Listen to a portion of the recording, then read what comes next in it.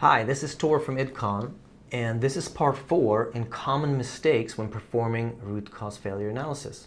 Today, the problem we're going to talk about is not using the RCFA process for everyday problems.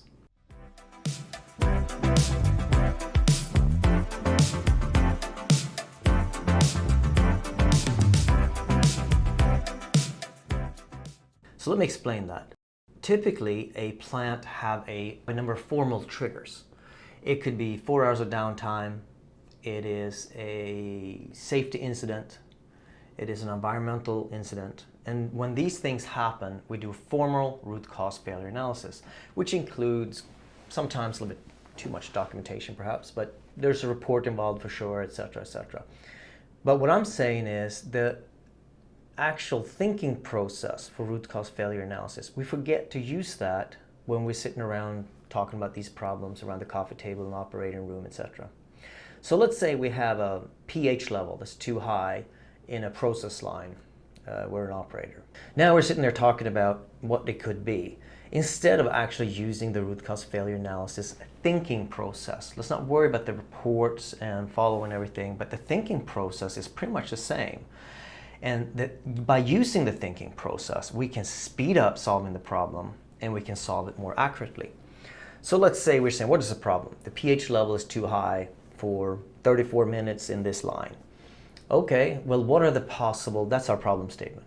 Then we can say, what are the possible causes to that? And we can draw it up in a napkin, on a whiteboard, and we say, well, here's the 3 possible causes. I don't know what it is. Too much of that, too little of that, valve is closed, I don't know.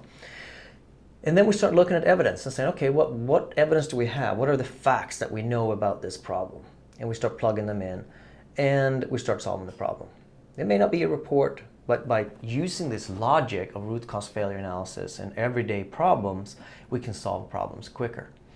Let's say you're an inspector, you're an electrician, you're inspecting electrical motors, and you're going out there and you're looking at this motor and saying, this motor's too hot. There's a problem, motor too hot. That's a problem statement. We say, what are the possible causes to that? Well, it could be overloaded. We're listing them right. Overloaded. It could be the motor's dirty. Very easy to check, right? It could be that the bearing, something going on with the bearing, making that the motor's hot. So you're thinking, okay, well, maybe I should check where on the motor it's hot. It's in the center of the motor, it's in the front where the bearing is. Gives them more information.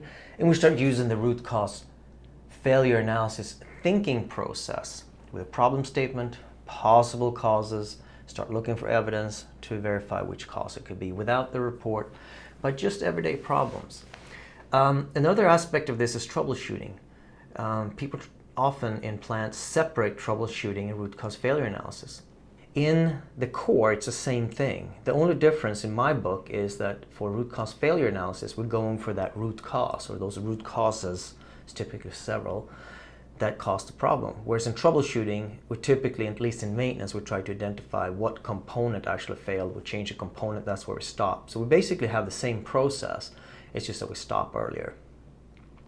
But by using your root cause failure analysis thinking process, the core thinking, then you can speed up solving small little everyday problems. And that's the tip for today.